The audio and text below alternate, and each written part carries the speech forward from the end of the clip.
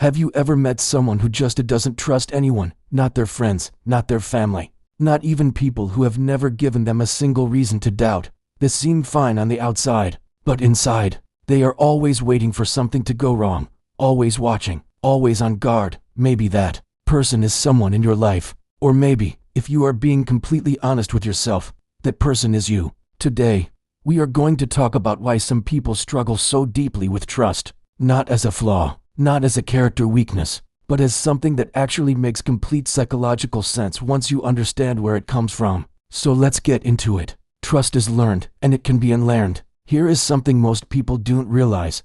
Trust is not something we are born with or without. It is something we learn very early in life, based on our experiences with the people around us. Psychologist Erik Erikson described the very first stage of human development as trust versus mistrust. This happens in the first year of life. As a baby, if your needs are consistently met, if someone feeds you when you are hungry, holds you when you cry, keeps you safe, your brain begins to form a very basic belief. The world is okay. People can be relied on. But if those early experiences are inconsistent, if the people around you are unreliable, absent, or even harmful, the brain learns something very different. It learns that people cannot be counted on, that showing need is dangerous, that being vulnerable leads to pain. And here is the important part. That lesson does not stay in childhood. It follows a person into adulthood, shaping every relationship, every interaction, every moment of connection they ever tried to have. The role of betrayal and trauma. Of course, it is not just early childhood that shapes our ability to trust. Betrayal at any stage of life can rewire how a person relates to others. Think about someone who trusted a close friend completely, shared their deepest secrets, and then watched that person use those secrets against them. Or someone who believed in a partner with their whole heart, only to discover a long, painful lie. Or someone who trusted an authority figure, a parent, a teacher, a boss, and was let down in a way they never fully recovered from. When betrayal happens, especially repeatedly, the brain does something very logical. It updates its model of the world. It says, I trusted before, and it hurt me, so trusting again is not safe. This is not irrational. This is the brain doing exactly what it is supposed to do, trying to protect you from future pain. The problem is that this protective instinct doesn't come with an off switch. It doesn't say, this person is trustworthy, so I'll make an exception. It says, nobody is trustworthy. Full stop. This is why trauma survivors often find trust so difficult. It's not stubbornness. It's not coldness. It's the brain doing its job too well. Attachment styles and the architecture of distrust. Psychologists have identified something called attachment styles, patterns of relating to others that develop in childhood and carry into our adult relationships. People who grew up with consistent, loving caregivers tend to develop what's called a secure attachment style. They find it relatively easy to trust, to open up, to feel safe in relationships. But people who grew up in environments where love was conditional, inconsistent, or painful often develop what are called insecure attachment styles. There are a few different types, but the one most connected to deep distrust is called the dismissive avoidance style. People with this attachment style learned very early that relying on others leads to disappointment, so they stopped relying on others altogether. They became fiercely independent, self-sufficient, emotionally distant, not because they don't feel things, but because feeling things and showing them felt too dangerous.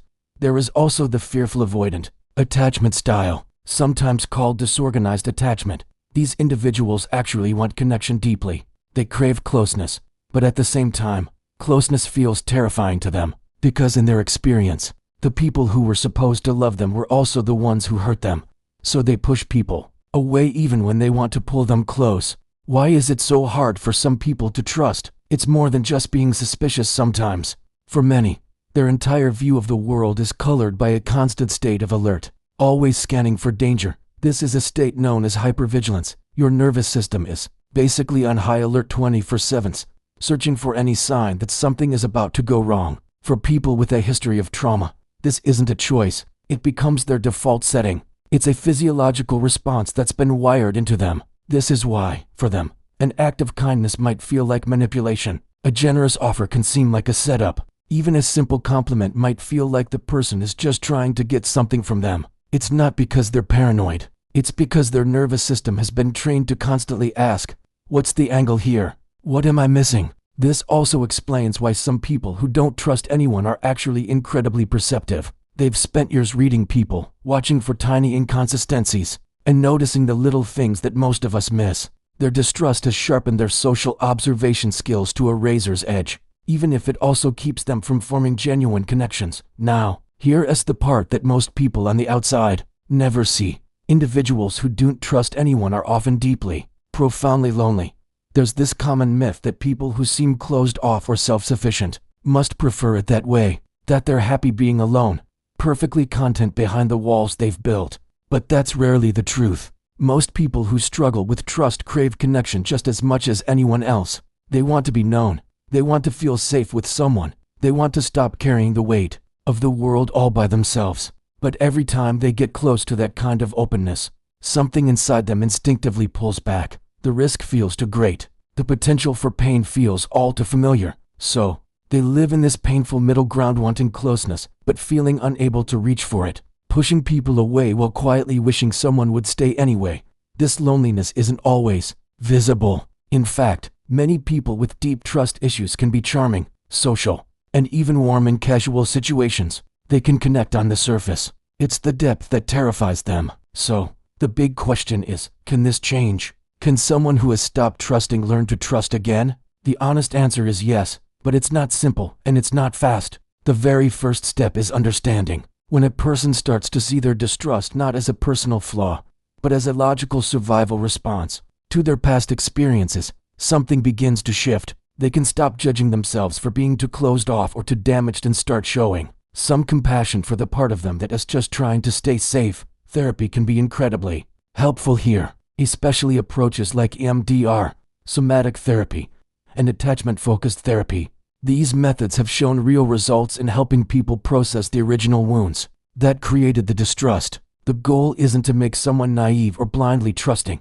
It is to give them a choice to help them feel safe enough to trust when trust is actually deserved, rather than being locked in a permanent state of self-protection. Consistent, patient relationships also make a huge difference. When someone shows up reliably, over and over, without pushing, without pressure, and without making the guarded person feel broken for being guarded, that consistency can slowly begin to rewrite the old narrative.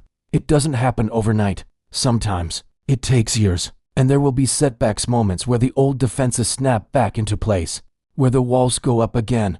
That's not failure. That is the process. So, if you know someone who struggles to trust, the most important thing you can offer is not an argument for why they should open up. It's patience, consistency, and proof shown through your actions, not just your words that you are someone worth the risk. And if you are that person, if you recognized yourself in what we talked about today, I want you to hear this. There is nothing wrong with you. The part of you that built those walls did it to protect you. It worked. You survived. But survival was never meant to be the whole story. You are allowed to want more than that. Understanding is the beginning of change, and you just took that first step today. If this video resonated with you, share it with someone who might need to hear it. And please drop a comment below. I genuinely read every one of them. Take care of yourself, and I'll see you in the next one.